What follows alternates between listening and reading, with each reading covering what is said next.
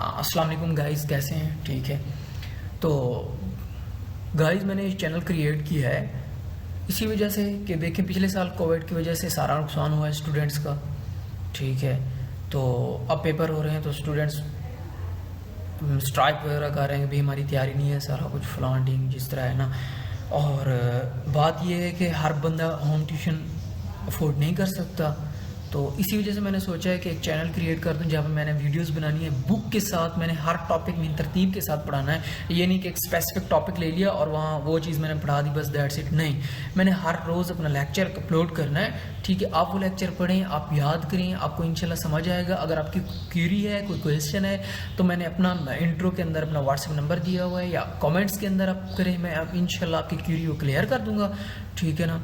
और बाकी बुक मैंने इसलिए खोली हुई है कि आप भी जानते हैं, मैं भी जानता हूँ, मैट्रिक एफएससी जो भी है ना, यहाँ पे बुक की लाइंस आती हैं, बुक की लाइंस लिखें तो आपको नंबर मिलते हैं, और यही लाइंस आपके एमसीक्यूज में आई होती हैं। इवन एमटी कैट के अंदर भी यही लाइंस आई होती हैं बुक के अंदर। तो हम स्टडी करते हैं, वक्त तो जाए कि अपना। तो science is study in which observations are made, experiments are done, logical conclusions are drawn in order to understand the principles of nature.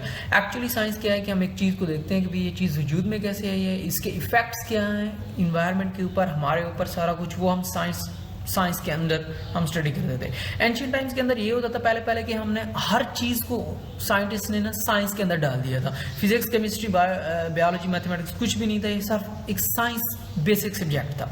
लेकिन बाद में जैसे जैसे इसके अंदर इंफॉर्मेशन के अंदर एडिशन होती गई, वैसे वैसे फिर ब्रांचेस बनती गई। ठीक है ना। तो scientific knowledge is the common heritage of Mankind, doctor Abdul Salam की स्टेटमेंट है। ये स्टेटमेंट भी आ जाती होती है एमसीक्यूज के अंदर, किसकी स्टेटमेंट है, तो अब डॉक्टर अब्दुल सलाम की है। इंट्रोडक्शन बायोलॉजी क्या है? बायोलॉजी दो वर्ड से निकला है, ग्रीक वर्ड से, BIOS and logos. BIOS mean life and logos mean thought और रीजनिंग। ये आपका बुक का वर्ड है, और अगर आप माइंड के अंदर रखना चाहते हैं तो लोगोस का मीनिंग टू स्टडी लाइफ, तो ये बायोलॉजी का मीनिंग है। ठीक है ना। तो थॉट और reasoning in the course biology हम स्टडी करेंगे तो देखो सबसे पहले इसकी डिवीजन्स एंड ब्रांचेस हैं। बायोलॉजी की 3 मेन डिवीजन्स हैं। ठीक है ना, 3: जूलॉजी, बॉटनी एंड माइक्रोबायोलॉजी। ठीक है। तो जूलॉजी वर्ड जो है वो जू से निकला हुआ है, जू एनिमल, तो जूलॉजी एनिमल्स की स्टडी जूलॉजी में, बॉटनी प्लांट्स की स्टडी है, और माइक्रोबायोलॉजी, माइक्रो वर्ड शो कर रहा है उसका। माइक्रो आपने पढ़ा होगा, माइक्रो उस चीज़ को कहते हैं जो आम आंख से नजर ना आए एक जानदार, और हम माइक्रोस्कोप से उसे देखें। तो वो जानदार जो हमें आम आंख से नजर नहीं आते, हम माइक्रोस्कोप से देखते हैं, उनकी लाइफ, उनके प्रोसेसेस, उनके इफेक्ट्स, वो चीज़ें जो हम स्टडी करते हैं ना, वो माइक्रोबायोलॉजी के अंदर करते हैं। Division of biology deals with study micro organism such as bacteria. ठीक है ना। अब मॉर्फोलॉजी ब्रांचेस हम पढ़ते हैं बायोलॉजी की, वो 3 डिवीजन्स थी, अब ब्रांचेस पढ़ते हैं। मॉर्फोलॉजी क्या है? मॉर्फोलॉजी कहते हैं उसकी शेप, बनावट, साख जो होती है ना, उसको मॉर्फोलॉजी कहते हैं। कि branch deals with study of form and structure of living organisms. Molecular biology क्या है? That is biochemistry, deals with study of molecules of life. Molecules of life क्या है? वाटर है, प्रोटीन्स हैं, कार्बोहाइड्रेट्स हैं, लिपिड्स हैं, उन सब की स्टडी जो है ना वो मॉलिक्यूलर बायोलॉजी में आती है। एनाटमी क्या है? एनाटमी जो होती है इंटरनल स्ट्रक्चर्स की जो स्टडी करते हैं ना हम लोग, ये उसकी स्टडी को कहते हैं एनाटमी। तो study of internal structures is called anatomy. Histology कहते हैं, हिस्टो कहते हैं टिश्यूज को। ठीक है ना। तो उनकी माइक्रोस्कोपिक स्टडी को कहते हैं हिस्टोलॉजी। माइक्रोस्कोपिक स्टडी का मतलब क्या है कि एक टिश्यू के अंदर कौन से सेल्स हैं, वो सेल्स कैसे अरेंज्ड हैं, क्यूबॉइडल हैं, कलमनर हैं, सारा कुछ।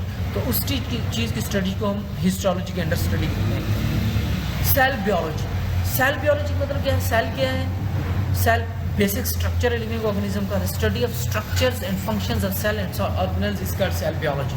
ठीक है ना। तो एक सेल, उसके अंदर क्या प्रोसेसेस हो रहे हैं, उसके अंदर जो ऑर्गेनेल्स हैं वो क्या फंक्शन परफॉर्म करें, उनका स्ट्रक्चर कैसे है, वो सारा कुछ जो हम स्टडी करते हैं सेल बायोलॉजी में करते हैं। The branch also deals study of cell division.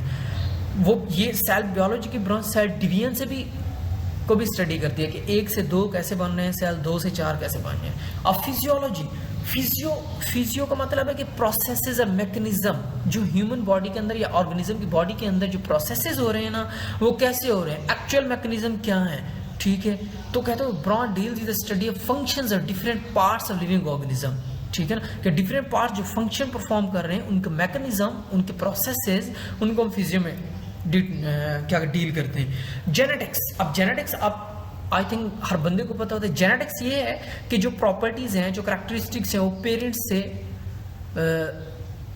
Children के अंदर किस तरह ट्रांसफ़र हो रही हैं। ठीक है ना।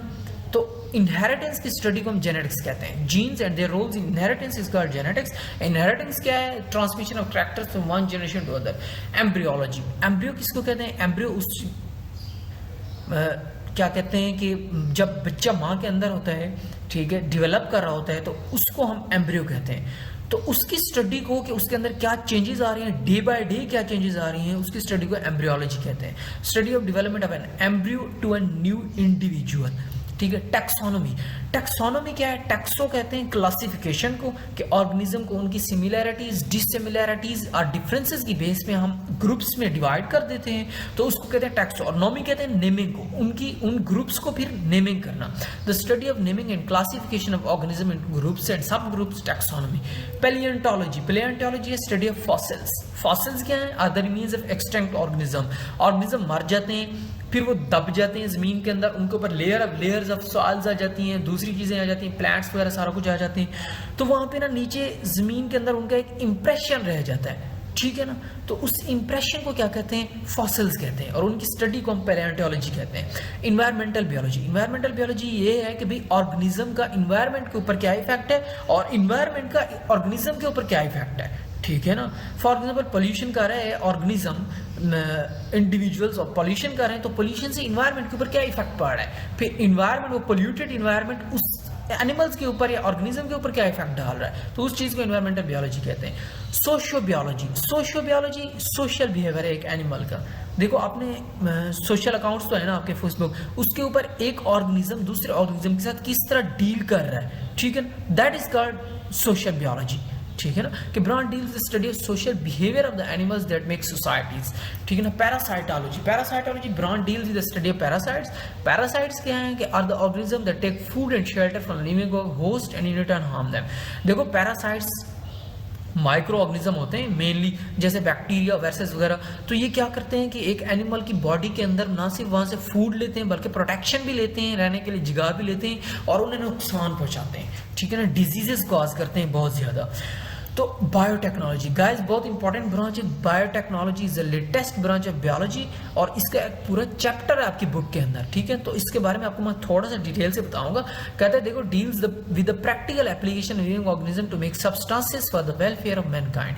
देखो इसके अंदर हम ये करते हैं कि एक हम लिविंग ऑर्गेनिज्म को लेते हैं जिसको हम वेक्टर कहते हैं, उसके डीएनए के एक पार्ट को ना हम काट लेते हैं, ठीक है। तो उस डीएनए का पार्ट जो कट हुआ है ना, उसकी जगह हम अपना जीन ऑफ इंटरेस्ट इंसर्ट करते हैं। Gene of interest for example मैं इंसुलिन प्रोड्यूस करवाना चाहता हूं, तो इंसुलिन का जो जीन है ना, तो मैंने उसका जो डीएनए काटा है, इंसुलिन के जीन को मैं वहां इंसर्ट कर दूंगा उसके डीएनए में। उसका डीएनए कंप्लीट हो जाएगा। अब वो रेप्लिकेट करेगा, 1 से 2 में, 2 से 4 में डिवाइड करेगा, तो उसके साथ साथ उसका जो जीनोम है, उसका डीएनए है, वो भी रेप्लिकेट करेगा। तो हमें पता है डीएनए से ट्रांसक्रिप्शन और ट्रांसलेशन के थ्रू जो है ना प्रोटीन्स प्रोड्यूस होती है, ठीक है ना, और वो प्रोटीन्स अपना इफेक्ट करते हैं। फॉर एग्जाम्पल इंसुलिन भी प्रोटीन है, तो वो प्रोटीन प्रोड्यूस करेगा और उसी के थ्रू मुझे इंसुलिन क्या होगी, मैं इंसुलिन हासिल कर पाऊंगा, ठीक है। तो इंसुलिन मुझे हासिल होगी। तो ये बायोटेक्नोलॉजी की एक मैंने आपको एग्जांपल दी है, इसका पूरा चैप्टर है आगे, इंशाल्लाह वहाँ पे पढ़ेंगे और बहुत अच्छे से समझेंगे। तो इम्यूनोलॉजी, इम्यूनोलॉजी इम्यून से निकला। इम्यून सिस्टम आपको पता है, कुव्वत मुदाफ़त का जो सिस्टम है, तो उसकी स्टडी को हम क्या कहते हैं, इम्यूनोलॉजी। फॉर एग्जाम्पल WBC की स्टडी जो है, तो उस चीज़ को हम इम्यूनोलॉजी कहते हैं, ठीक है ना, कि कैसे वो डिफेंड करते हैं बॉडी को against the invading microbes. Entomology study of हशरात, इंसेक्ट्स है, ठीक है। फार्माकोलॉजी क्या है? फार्माकोलॉजी के अंदर हम ड्रग्स और मेडिसिन को स्टडी करते हैं कि उनके बेनिफिट इफेक्ट्स क्या हैं और फिर साइड इफेक्ट्स क्या हैं, ठीक है, कि एक एनिमल्स के ऊपर वो किस तरह इफेक्ट कर रही हैं, तो उसको हम स्टडी करते हैं फार्माकोलॉजी के अंदर, ठीक है। तो human population growth, infections, disease, addictive drugs and pollution are the major biological issues today. हमारा नेक्स्ट चैप्टर है बायोलॉजिकल प्रॉब्लम्स। तो आपको पता होनी चाहिए कि बायोलॉजिकल प्रॉब्लम्स कौन कौन सी हैं, तो ये सारी बायोलॉजिकल प्रॉब्लम्स लिखी हुई हैं, ठीक है ना। Thank you very much. तो कल से हम फिर नेक्स्ट पढ़ेंगे इंशाल्लाह। तो आप लोग इसको पढ़ें, याद करें। आपका कोई क्वेश्चन क्यूरी है तो प्लीज़ मुझे बताएं, ठीक है ना। तो इंशाल्लाह आई विल सॉल्व इट, ठीक है। Thank you very much.